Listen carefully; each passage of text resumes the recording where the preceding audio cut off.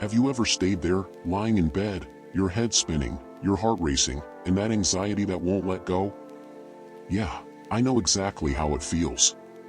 And look, there's a Bible verse that, seriously, changed everything for me, and it can change it for you too.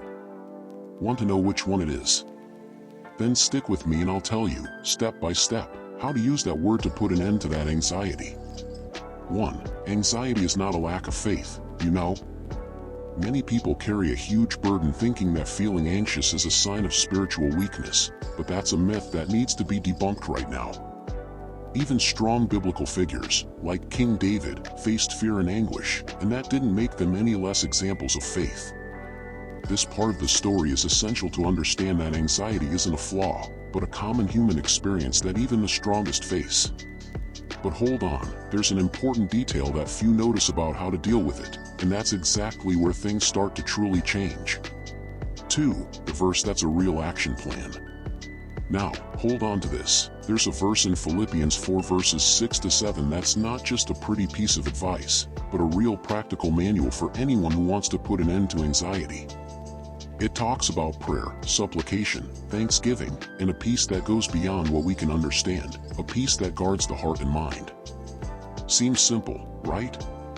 But the way this verse works in practice is something many people can't even imagine. And there's a secret there that makes all the difference, something we'll unravel together in the next block. 3. How to put this into practice, step by step. Now comes the part many people are waiting for, how to turn that verse into action in daily life. But look, it's not just about repeating words. There's a step-by-step process that involves recognizing anxiety, opening your heart in prayer, giving thanks even when it seems difficult, and truly trusting in that peace that promises to guard your mind. Seems simple, but the magic is in the details, and there's a right way to do it that makes all the difference. Want to know how? In the next block, I'll show you a practical exercise you can start today. 4. Practical exercise for today. Let's get to work. It's time to move from paper to action. Before going to sleep, choose that worry that won't let you rest. Write it down on a piece of paper or your phone, and pray the verse with faith, thanking for something good from your day. Seems simple, right? But this daily practice has a transformative power that many people underestimate. And the best part, you can repeat it whenever you need, and over time, you'll feel the change in your mind and heart. Want to know what to do when anxiety strikes again?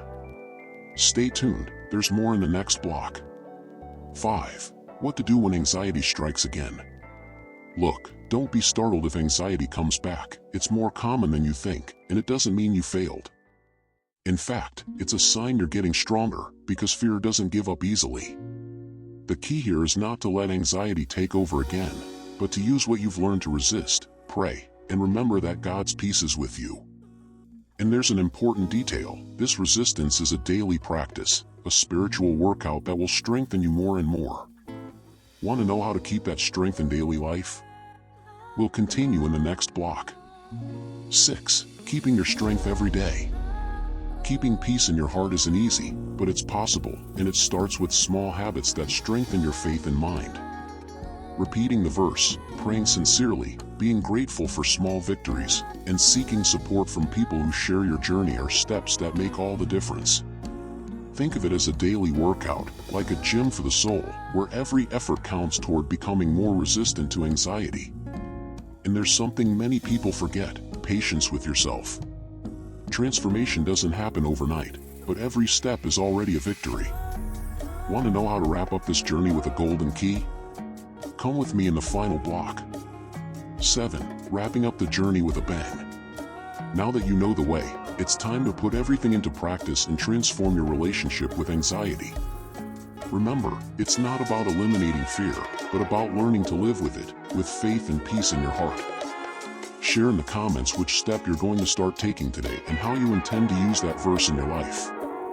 If you liked the video, hit like, share it with whoever needs to hear this message, and subscribe to the channel to continue this journey together. So, are you ready to take the next step?